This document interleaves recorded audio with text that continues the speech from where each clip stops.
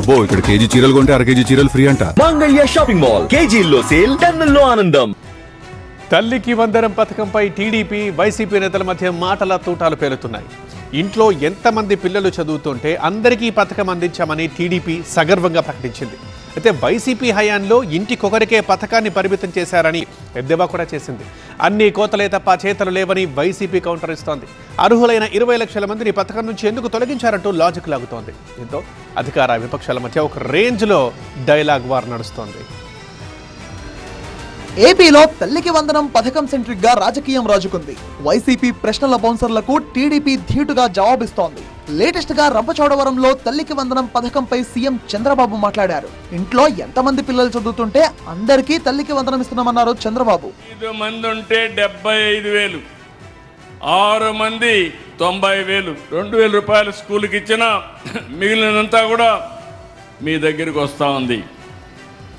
ఏ తల్లికైతే పిల్లలు ఎక్కువ ఉంటారో ఆ తల్లి అకౌంట్లో 13,000 రూపాయలు పడుతుందంటే మీ సంపాదన కంటే ఇది ఎక్కువ అవునా కాదా అని మిమ్మల్ని అడుగుతున్నా.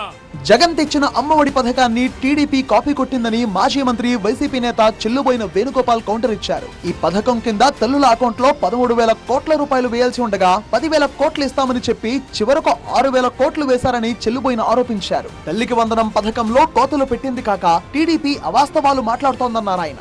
ముఖ్యమంత్రి స్థాయిలో ఇవాళ మీరు ఆ పసిపిల్లల దగ్గర ఒక అబద్ధం చెప్పారు. ఇంటికి వెళ్ళిన తర్వాత సెల్ ఫోన్ చూస్తారు, మీరు చెప్పింది అబద్ధం అని తెలిసిపోతుంది. ఎందుకని ఆకాశవాణి చెప్పేస్తుంది నిజాలన్నీ కూడా.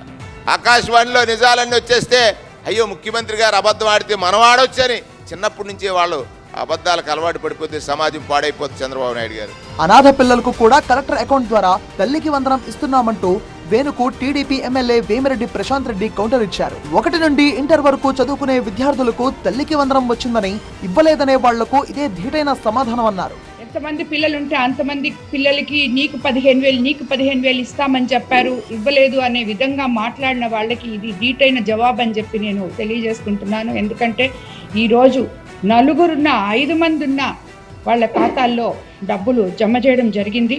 అనాథ పిల్లలకు కూడా డైరెక్ట్గా కలెక్టర్ గారి అకౌంట్లలో తల్లికి వందనం చేరే విధంగా ఈ ప్రభుత్వం ముందుకు తీసుకెళ్తుందని చెప్పి మీకు అందరికీ నేను తెలియజేసుకున్నాను. చెల్లుబోయినకు మంత్రి వాసంశెట్టి ఘాటుగా కౌంటర్ ఇచ్చారు.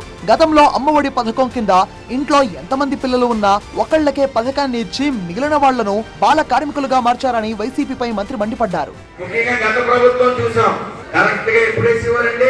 ఇంటికి ఎంతమంది పిల్లలున్నా ఒకరికి వేసేవారు. ఈ గొడ్ల పార్టీ పనే ఉంటలా.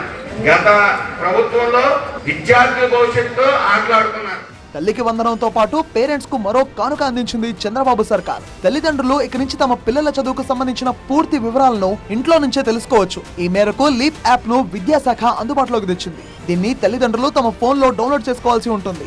విద్యార్థుల హాజరు, టైం టేబుల్, పరీక్షల్లో సాధించిన మార్కులతో పాటు వారికి బోధించిన ఉపాధ్యాయుల వివరాలు, అర్హతలు, ప్రభుత్వం అందిస్తున్న పథకాలు, ఇలా పాఠశాల విద్యాశాఖకు సంబంధించిన పూర్తి సమాచారాన్ని learning excellence in Andhra Pradesh leap app లో పొందుపరిచారు.